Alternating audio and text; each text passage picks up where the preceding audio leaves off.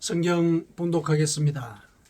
신약 성경 히브리서 성경 뒤쪽 부분에 있습니다. 히브리서 12장 1절에서 3절까지 히브리서 12장 1절에서 3절까지 같이 봉독하겠습니다.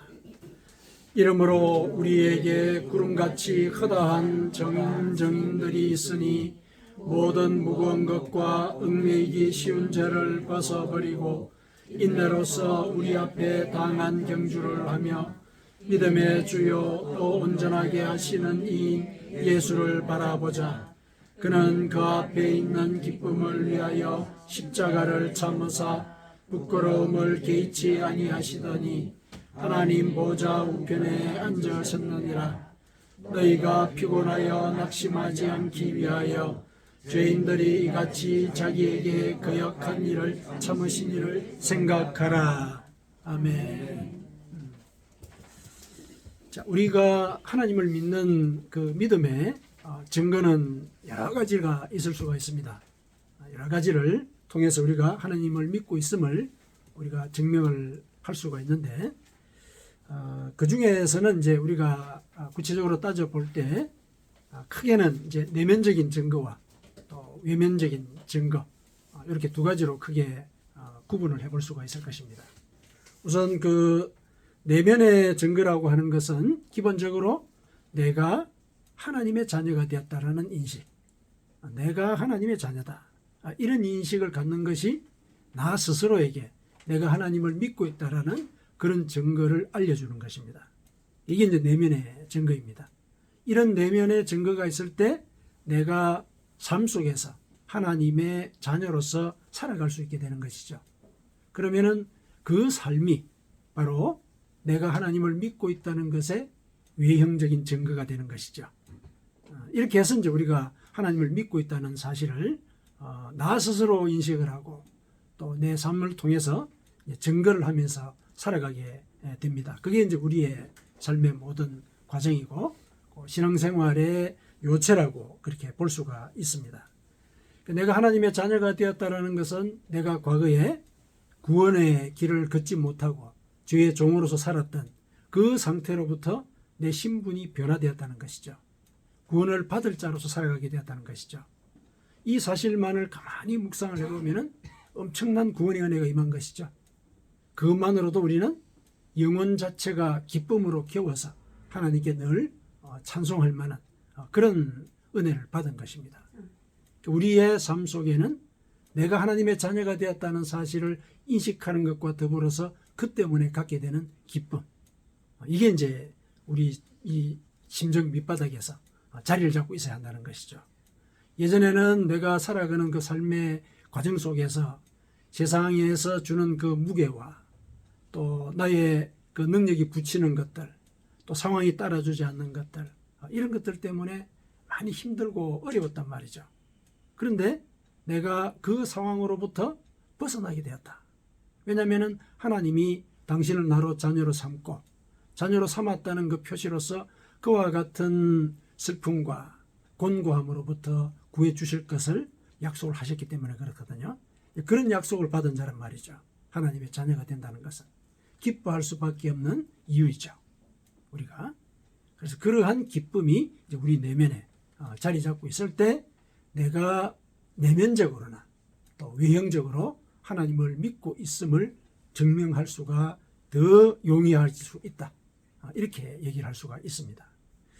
오늘 본문은 이제 그 사실을 우리에게 좀 더 구체적으로 알려줍니다. 우리가 신앙생활을 해 나가는 과정 속에서 이제 어떤 절차나 또 방향을 쫓아서 살아갈 것이며 그런 방향을 쫓아갈 때 마음의 자세가 뭔가, 우리가 갖춰야 될 마음의 자세가 뭔가, 이것을 우리에게 일러주고 있습니다. 자, 그것을 같이 한번 살펴보도록 하십시다. 자, 본문을 한번 보시죠. 이러므로 우리에게 구름같이 둘러싼 허다한 증인이 있으니, 자, 이러므로 하고 이렇게 시작을 했죠. 이러므로라는 얘기는 이제 앞에 이런 내용들이 나왔고 그것을 기반으로 해서 다음 얘기를 한다. 이걸 알리는 이제 접속어지 않습니까? 그 이러므로의 그 내용은 물론 이제 오늘 12장인데 11장에 나옵니다. 나오는데 그 11장의 그 내용이 이름으로 뒤에 요약이 되어 있습니다. 우리에게 구름같이 둘러싼 허다한 증인들, 이들에 대한 이야기가 11장에 나와 있습니다. 11장을 쭉 읽어보시면은 그 믿음의 산 증인들에 대한 이야기들이 나옵니다. 그들이 어떻게 믿음을 지켜왔고 어떻게 살아왔는지, 또 어떤 마음의 자세를 갖고 살아왔는지가 11장에 쭉 나오거든요. 아벨, 제일 먼저 언급하는 인물이 아벨입니다.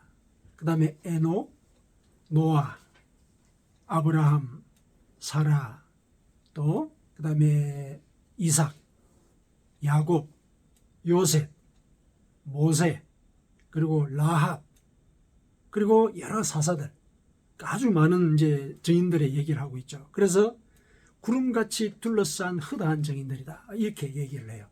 그 믿음의 산 증인들이 그렇게 있었고, 또 그 증인들의 삶 속에서 결국은 우리가 어떻게 신앙생활에 나가야 될지에 대한 그런 모종의 지침 같은 것을 우리가 배울 수가 있겠다.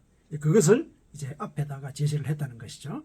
그래서 이 히브리서의 기자는 앞에 나온 그 허다한 증인들의 삶을 기초로 여러분들에게 권면합니다, 이렇게 이제 얘기를 하는 것이죠. 자, 그런 증인들이 있으니, 자, 우리가 그들이 살아왔던 방식대로 살아가면 될 것인데, 그들이 어떻게 살았는지 다음에 이제 나오는 것이죠. 모든 무거운 것과 얽매이기 쉬운 죄를 벗어버리고 인내로서 우리 앞에 당한 경주를 하며, 이렇게 얘기를 하고 있죠. 이제 그 허다한 증인들이 실제로는 그렇게 살았다는 것이죠. 그러니까 그들의 삶을 보고서 우리도 그렇게 살자. 구체적으로 어떻게 살자? 모든 무거운 것과 얽매이기 쉬운 죄를 벗어버리자. 이 먼저 얘기하는 것이죠. 벗어버리자. 그리고 인내로서 우리 앞에 당한 경주를 하자. 신앙생활을 경주에다 비교했죠. 경주에다 비교를 했습니다. 그리고 그 경주의 과정 속에는 인내가 필요하죠. 우리가 달리기를 생각해 보십시오. 참아야 되잖아요. 목표 지점까지 참아야 되는 것이거든요. 그래서 목표 지점에 이를 때까지 우리 앞에 놓여 있는 그 경주를 감당하자. 이들이 바로 그렇게 살았기 때문에, 그래서 그들이 살아온 그 삶의 과정 속에서 믿음의 결실을 맺었기 때문에 우리도 그렇게 살자, 이렇게 얘기를 하는 것이죠. 그러면서 우리가 이 경주를 할 때 실은 목표가 있기 때문에 달려가지 않습니까? 마찬가지로 이 신앙의 이 경주에 있어서도 목표 지점이 있다. 목표 지점.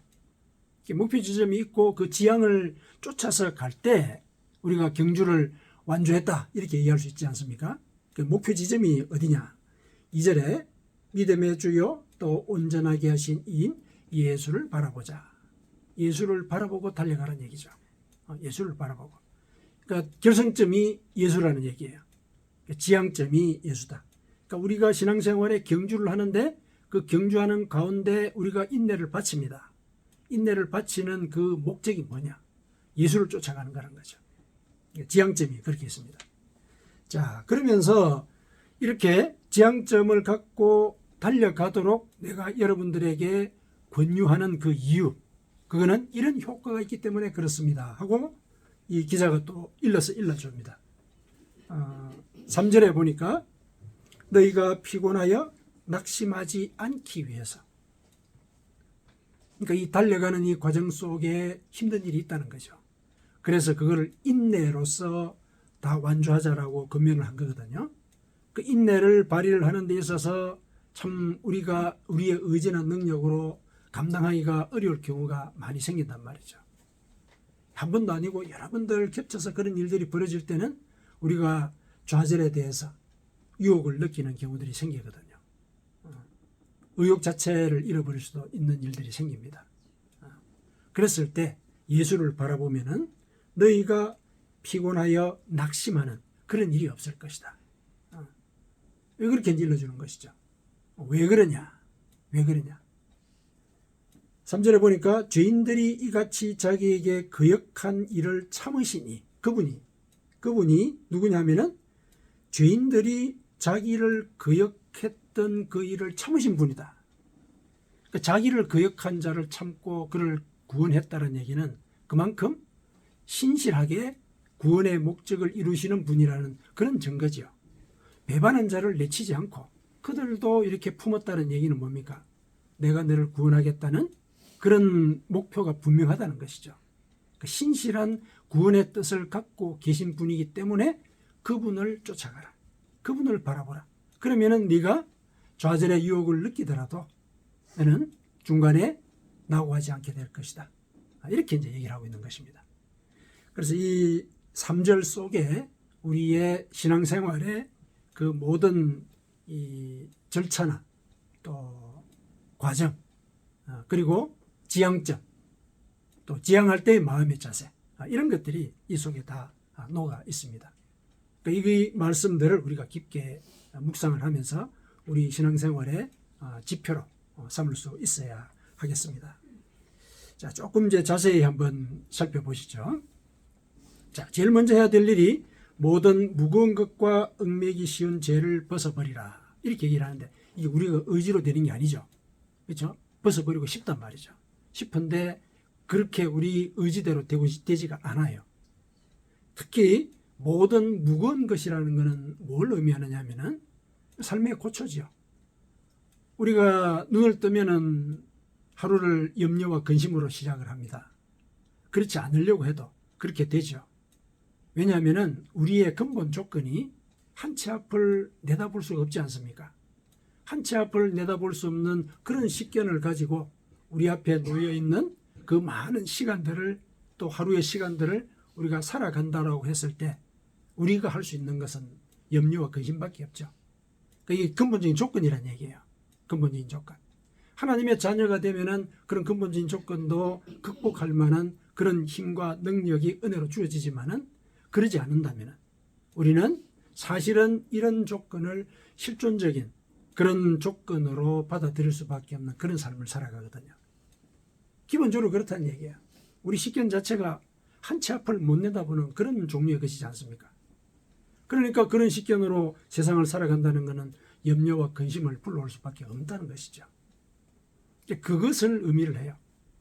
그 모든 것. 근데 그걸 내가 어떻게 벗어버릴 수 있느냐는 거죠. 근데 여기서는 벗어버리라고 얘기를 합니다. 그리고 얽매이기 쉬운 죄도 벗어버리라. 이렇게 얘기를 해요. 내가 죄인이라는 의식이 없는 상태에서는 불가능하죠. 그렇죠. 이 삶의 조건들과 또 영혼의 이런 조건, 내가 죄를 지었음에도 불구하고 죄인이라는 의식을 하지 못하는 이런 조건, 이건 내가 의지로 벗어낼 수가 없다는 말이죠. 없는데 벗어버리라고 얘기를 한 거다. 이건 뭡니까? 신앙의 과정 속에 그런 일이 있다는 걸 얘기하고 있는 거예요. 신앙의 과정 속에. 하나님을 믿게 되면은 모든 무거운 것을 벗어버릴 수가 있고 또 얽매기 쉬운 죄를 벗어버릴 수가 있다는 거예요. 그거를 믿음의 산 증인들이 보여줬다는 겁니다. 앞에.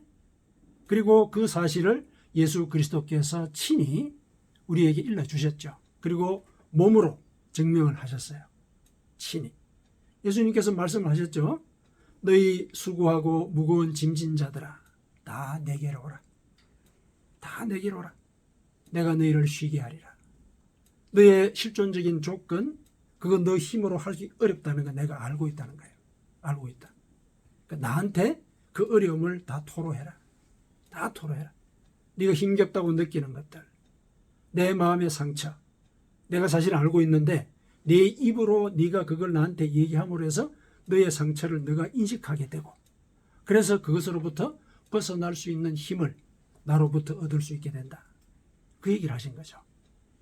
다 내 앞에 내려놓으라는 거죠.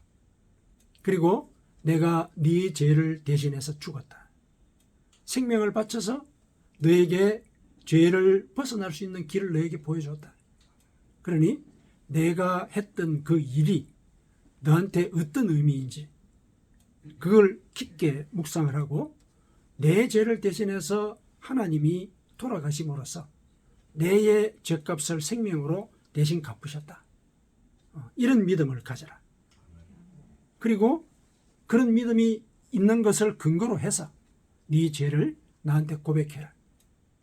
고백할 것을 요구하는 것은 뭐냐면은 내 인식을 하라는 얘기예요. 내가 어떤 일을 했고 어떤 상처를 갖고 있고 또 어떤 잘못을 저질렀고 이런 인식을 내가 가질 때 그걸 교정을 할 수가 있거든요. 내가 뭔가에 대한 생각이 없는데 뭔가를 그 생각을 교정한다는 것 자체가 어불성설이죠. 그래서 고백하고 토로하라는 얘기예요. 토로하라. 그러면은 내가 쉬게 할 것이고 네 죄를 씻어줄 것이다. 그때 너의 그 실존적인 부담이 벗겨지는 것이다.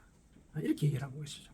그래서 이 믿음의 경주는 사실은 달릴수록 가벼워지는 거예요. 달릴수록. 왜냐하면 우리는 이제 이 몸으로 이렇게 달리다 보면은 달림이 이렇게 가면 갈수록 힘들지 않습니까? 호흡도 가빠지고. 그런데 신앙의 경주는 달리면 달릴수록 더 가벼워집니다.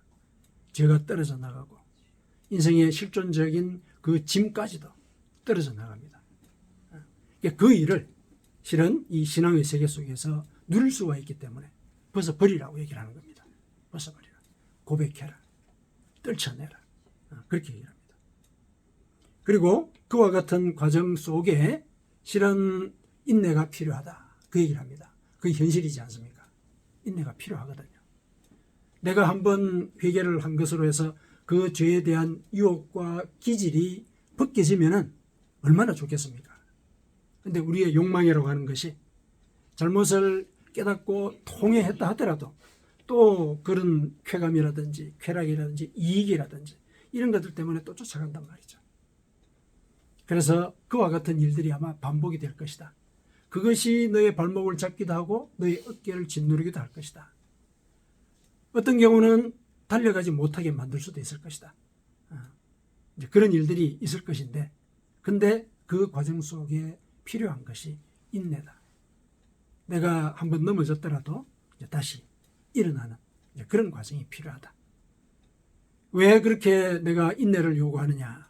목표가 분명히 있기 때문에 그렇다는 거죠. 그 목표는 신실한 목표다. 우리를 배반하는 목표가 아니다. 전심을 달려서 끝까지 달려가 봤더니 그게 아무것도 없다. 이런 종류의 것이 아니라는 얘기예요. 그 끝에는 생명이 있다.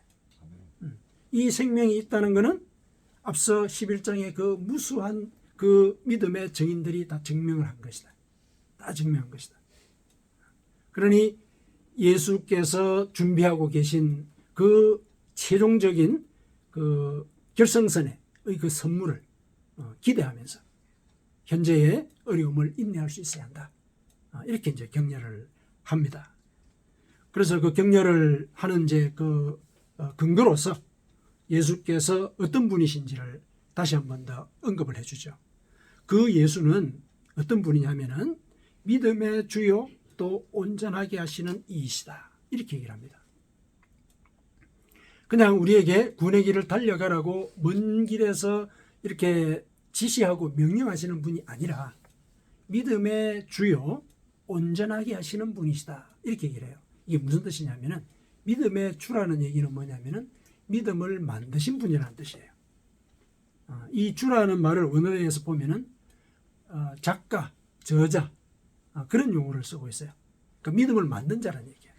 그러니까 우리 속에 믿음을 심어주신 분이라는 얘기예요. 우리에게 믿음을 심어주셨다는 것은 뭡니까? 우리를 구원하고자 하는 그 목적을 우리에게 알려줬다는 얘기죠. 내가 너를 구원하고자 한다. 그래서 우리 마음속에 믿음이 생겼다는 거예요. 내 속에 믿음이 생긴 것은 하나님의 구원의 약속이 나에게 주어졌다는 얘기예요. 그 일을 하나님이 하셨다는 얘기죠. 예수님께서 하셨다는 얘기예요. 그래서 믿음을 만드신 분이시다. 그분은. 그리고 그분은 믿음을 만든 상태에서 그 다음에 그 믿음을 갖고 네가 살아가라 이렇게 얘기하는 것이 아니라 온전하게 하시는 분이시다. 그러니까 믿음이 완성 지점에 다가갈 수 있도록 도와주시는 분이시다 이런 얘기죠. 도와주시는 분이시다. 믿음을 온전하게 만들어주는 분. 그러니까 그 경주의 과정 속에 내가 너와 함께 동행할 것이다 이런 암시가 그 속에 들어있는 거예요. 그 속에 내가 인내를 발휘해야 되는 그 밑바닥에는 나와 동행하시는 분이 늘 곁에서 나에게 힘을 주신다는 거. 이게 이제 암시가 되어 있는 그런 과정이라는 것이죠. 그래서 그분을 바라보라 이렇게 얘기를 한 겁니다. 그분이 여러분들의 믿음의 그 인내, 그 경주하는 과정 속에 필요한 그 모든 노력의 과정 속에 뒷받침이 되어 줄 것이다. 그러니 그분을 바라보고 가라는 거죠. 그분을 바라보고 가라. 그래서 그분을 바라보고 갈 때 너희가 피곤하여 낙심하지 아니할 것이다. 왜냐? 그분은 우리의 그 모든 노력과 경주의 인내를 배반하는 분이 아니시다. 그렇죠? 왜 배반하는 분이 아니시냐? 그분은 나에게 믿음을 심어주실 때 이미 생명을 걸고 나를 구원을 하고자 하는 그 약속을 깨닫게 하신 분이기 때문에 그렇다. 생명을 거신 분이시다. 생명을 걸었다는 얘기는 그 얘기를 믿어도 된다는 얘기죠. 그렇지 않습니까? 그걸 믿어도 된다. 생명을 걸었다는 얘기니까. 그렇죠? 그 사실을 우리에게 일러주고 있습니다. 자, 이렇게 우리의 구원의 과정 속에 하나님의 섭리가 이렇게 군데군데 작용을 하도록 우리는 마련이 되어 있는 그 과정을 달려가고 있습니다. 자, 그렇다면 우리가 그 과정을 달려갈 때 마음의 자세가 어떠해야 할까? 어떠해야 될까? 이거 생각해 보자는 거죠. 달리기를 생각하면 참 힘겹고 어렵다고 생각할 수가 있는데 아까 뭐라 그랬습니까? 우리가 달려갈 이 경주는 달려갈수록 가벼워지고, 그렇죠? 무거운 짐이 점점 더 벗겨지는 것을 느끼게 되는 그런 과정이라고 얘기하지 않았습니까? 기뻐할 수밖에 없겠죠. 내가 구원받은 자라는 그 사실, 그것만으로도 기뻐할 일이죠. 그런데 그 믿음을 가지고 달려갈 때 내 속에는 오히려 활력이 넘친다는 거예요. 생명의 활력이. 죄가 떨어져 나가고 실존적인 조건에 대한 그 암울한 그런 어떤 부담, 이런 것들이 다 떨어져 나간다는 거예요. 이거는 영원히 기뻐할 일이죠. 기뻐할 일이라는 얘기죠. 우리가 이 신앙생활을 해나가는 과정 속에 밑바닥 속에는 기쁨이 전제가 돼야 된다. 기쁨으로 회개를 해야 되는 거죠. 회개를 할 때도. 왜냐? 회개하면은 하나님이 그 죄를 용서하실 것이기 때문에. 그래서 내 영혼이 깨끗해질 것이 약속되어 있는 상태이기 때문에 우리가 회개할 때도 기쁜 마음으로 회개를 해야 되는 것이죠. 물론 이제 그거를 오해할 이유는 없을 거라 생각을 합니다. 그렇죠? 그 기쁜 마음으로 회개하라는 것이 그걸 이렇게 조장을 하는 이 잘못을 조장하는 그런 일이 아니라는 것은 다 아시죠? 그렇죠? 우리가 기쁨으로 회개한다는 것은 회개한 이후에 그 영혼의 자유를 우리가 생각하라는 그런 얘기이기도 하죠. 그래서 기쁜 마음으로 회개하고, 또 우리가 힘겹고 또 지치지만은 또 내 주변에 더 힘겹고 어려운 사람들을 볼 때 그들을 돕는 것도 실은 그 기쁨이 동력이 되어야 할 것이다. 동력이 되어야 할 것이다. 왜냐하면은 예수님께서 그렇게 하셨거든요. 그렇게 먼저 본을 보이셨거든요. 먼저 본을 보이셨어요. 그 내용이 2절에 설명이 되어 있죠. 2절에 설명이 되어 있습니다. 자, 예수를 바라보자 그는 그 앞에 있는 기쁨을 위하여 십자가를 참으사 부끄러움을 개의치 아니하셨다. 그리고 하나님 보좌 우편에 앉으셨다. 이렇게 얘기를 하고 있죠. 예수님께서도 그 앞에 있는 기쁨을 전제로 하셨다는 얘기죠. 그분이 곧 당하게 될 그 십자가의 순환도 실은 인간적으로 생각하면 얼마나 무섭고 떨리는 일입니까? 인간적으로 볼 때 예수님께서도 사실 두렵다고 고백을 하셨거든요. 두렵다. 하지만은 그 두려움을 이겨내신 그 토대나 근거가 뭡니까? 기쁨이란 얘기예요. 그 앞에 있는 기쁨. 그러니까 당신이 돌아가시고 난 뒤에, 그리고 그 십자가의 사역을 완수하시고 난 뒤에 있게 될 영광. 많은 죄인들이 하나님 앞으로 돌아와서 구원을 찬양하는 일. 그 일을 당신이 하셨단 말이죠. 그 영광을 하나님 우편에서 받게 되는 그 상황. 그걸 생각을 하셨다는 얘기죠. 그거를 먼저 염두에 두고 그 어려움을 감당하실 수 있었다는 거예요. 예수님이 먼저 보여주신 거예요. 그 일을. 그래서 우리도 우리의 그 구원의 영광, 이 삶의 이 공고함을 벗어나는 그 순간의 희열, 이걸 바라보라는 거죠. 그것이 이제 우리의 이 신앙의 경주에 힘이 될 것이고 동력이 될 것이다. 예수 그리스도께서 먼저 보여주셨다는 거죠. 그렇게 살아야 한다는 것. 그래야 이 믿음의 과정을 완주할 수 있다는 것 예수 그리스도께서 직접 보여주셨단 말이죠. 그래서 그 예수를 바라보고 우리의 믿음의 경주를 해 나가야 할 것이다. 그런데 하나님 보좌 우편에 앉으셨다라는 이 말이 또한 우리에게 큰 기쁨을 줍니다.